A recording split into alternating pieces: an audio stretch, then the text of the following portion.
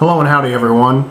Here to talk about the new film from Nicole Hofstetter. I hope I'm saying that name right. I'm trying to picture it in my head and I think I've got it semi-okay, but Hofstetter, something like that. Enough said. I'm not familiar with the works of Miss Hofstetter.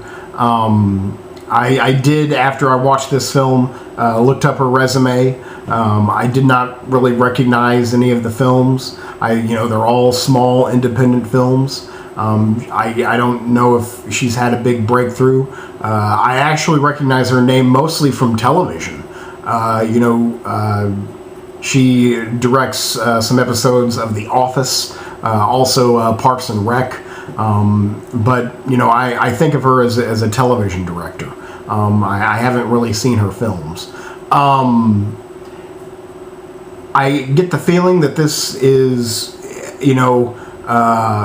would have been like a direct-to-DVD. I think most of her films are mostly direct-to-DVD with maybe a small theatrical release.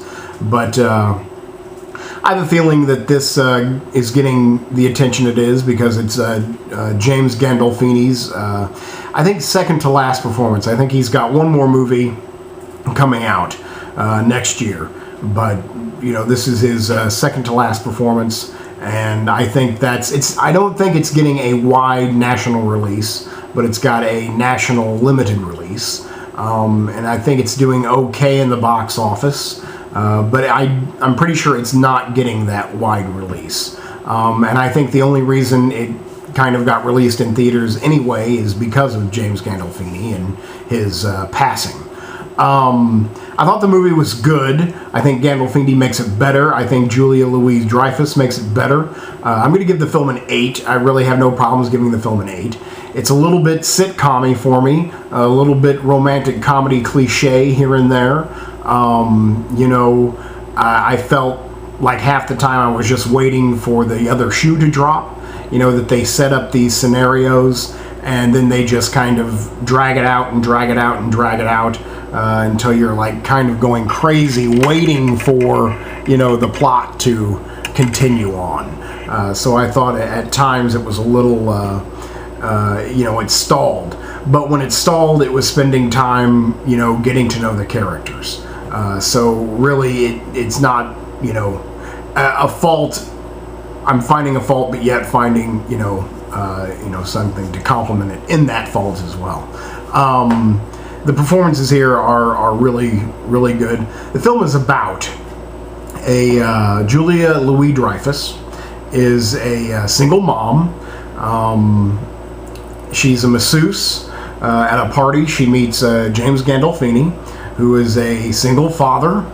And whatever, they start to date, and again, it's kind of your typical romantic comedy in a way, except that it is focused on being real, and keeping it real, keeping it subtle. And the interplay as these two characters get to know each other, who are, two great actors, is rather fantastic and charming. And in fact, it's kind of spellbinding in a way. James Gandolfini is great. This is a totally different kind of character for him. He doesn't ever really have to be angry at all. The angriest he gets is mild disappointment, and maybe not mild, but disappointment. And he doesn't ever show any shade of Tony Soprano whatsoever. But yet he has this quiet power to him. He definitely fills up the screen. Your eye goes to him, no problem. Julia Louis-Dreyfus is beautiful. She's hilarious. I'll probably always kind of be in love with her. I grew up with Seinfeld. I honestly think that Elaine Bennis is probably the first, fictional character or first girl that I had a crush on. That I was like, when I was watching Seinfeld when, I was maybe 13, 14.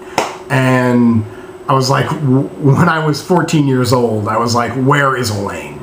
You know, why doesn't Elaine exist? You know, I want a woman like that. So I will probably always be, you know, smitten by Julia Louis-Dreyfus just because she is Elaine Bennis to me. And I think she's fantastic. She's good here.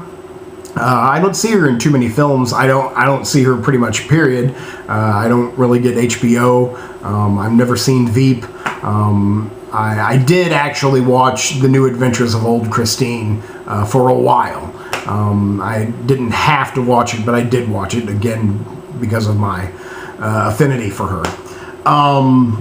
You know, she's good here. I think she plays a great counterpart to James Gandolfini. They have a great chemistry. You know, the rapport is natural, just light, breezy, excellent. You know, again, you've got two highly talented people working together. Also in this film, we have Catherine Keener. She plays the that's the twist.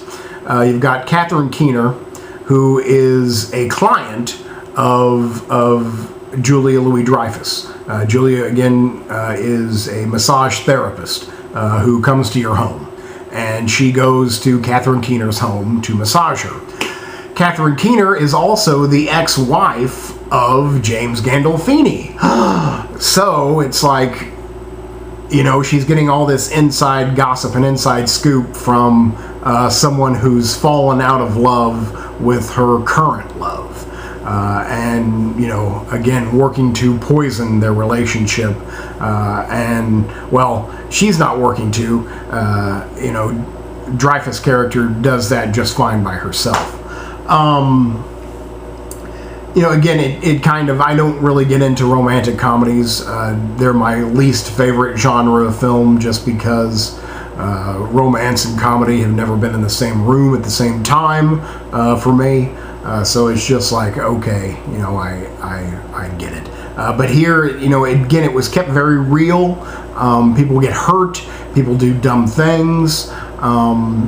You know, it felt honest, you know, and I enjoyed that part.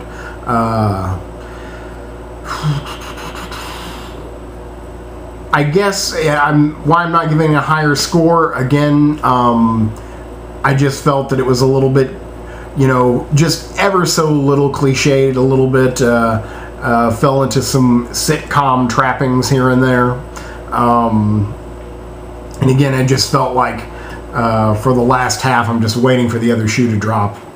You know, like, okay, let's get this over with. You know, let's get some, you know, new aspect of the story going. You know, that's pretty much it.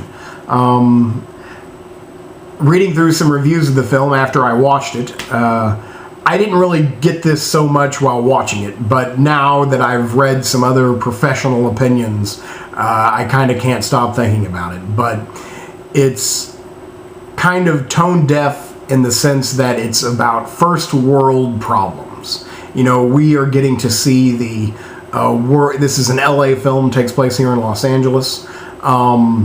We are getting to see the problems of the rich and white. Like, oh, you know, I have so much money, you know, what am I going to do? But yet I'm still unhappy. You know, these are people who have great, tremendous lives, you know, that you would want to have for yourself. And yet they're still not happy. They're still filled with ennui. And it's just like, you know, okay. You're rich and white and have everything else that everyone else wants, but yet you're still not happy. We get it. You know, life is hard no matter what. The grass is always greener. So again, it's like, I don't feel that too many people can identify with it, you know, especially in these hard economic times. You know, why would, you know, a single parent who struggles to feed their kids go to watch this movie to identify with this single parent? It just can't happen, really. But again, that's something I did not think about while watching the film. But certainly after it was pointed out to me, I can't stop thinking about it. And it is kind of nail on the head perfect.